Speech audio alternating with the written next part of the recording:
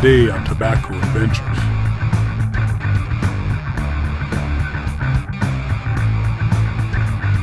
Our hero discovers McClelland's, Blakeney's best, Acadian ribbon. It's the best sweet, tangy, matured Virginias melded with subtle perique in an easy-to-pack ribbon blend, smoothed by the Blakeney's exclusive toasting process. So sit back as we explore McClelland's Acadian ribbon. Greetings, tobacco enthusiasts, and welcome back for another episode. Today we're going to be talking about McClelland's Blakeney's Best Acadian ribbon. Took me a great many smokes to find the right bowl for this tobacco. I ended up settling on a Savinelli Bent Bob pocket pipe, and I'll get to why in a minute. It's 1/16 shy of 3/4 diameter, 1.5 inches deep.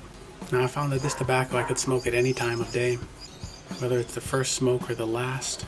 Incredibly smooth and tasty. Now the tin note, you get the usual ketchup barbecue sauce sweetness with hints of grass and hay. It's a ribbon cut, so it's very easy to pack.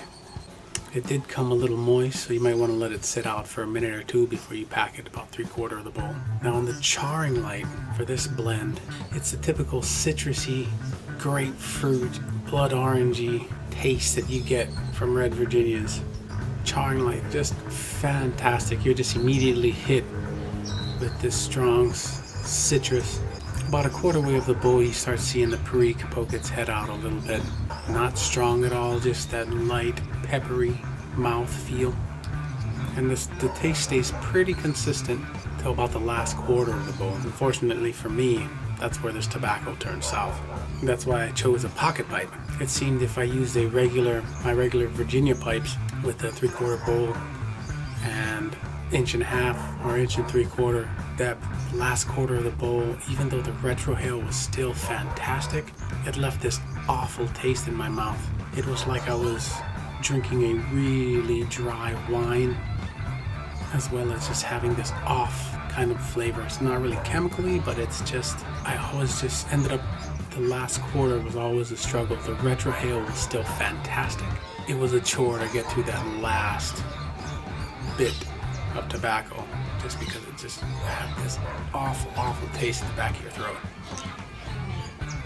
If not for that last bit of discouragement at the bottom of the bowl, this would shoot up to the top of my vapor list. But unfortunately, it didn't matter how I smoked it, when I smoked it.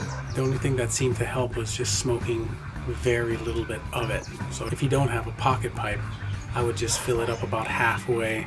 I don't know what it is, but if you just get too much of this tobacco in the chamber at one time, by the time you get to the bottom of the bowl, it is just horrible. As long as you don't mind that awful taste in your mouth, that retrohale is still fantastic, but it's just a struggle. Maybe after a little time or a little more drying out, whatever that off flavor is will evaporate. Well, that's it for today. Tune in next time. And remember, when it's low in the bowl, smoke it slow. Next time on Tobacco Adventures, our hero discovers F&K's Mère de Cheval. A long time ago, an old customer who was never happy with his pipe tobacco finally found the right blend. He walked into the smoke shop and said, "I want more of that horseshit tobacco you sold me." From then on, this light English Mère de Cheval blend was born. It's Virginias and Latakias. Will this be an awesome everyday smoke? Or will it just leave a shit taste in your mouth? Tune in and find out.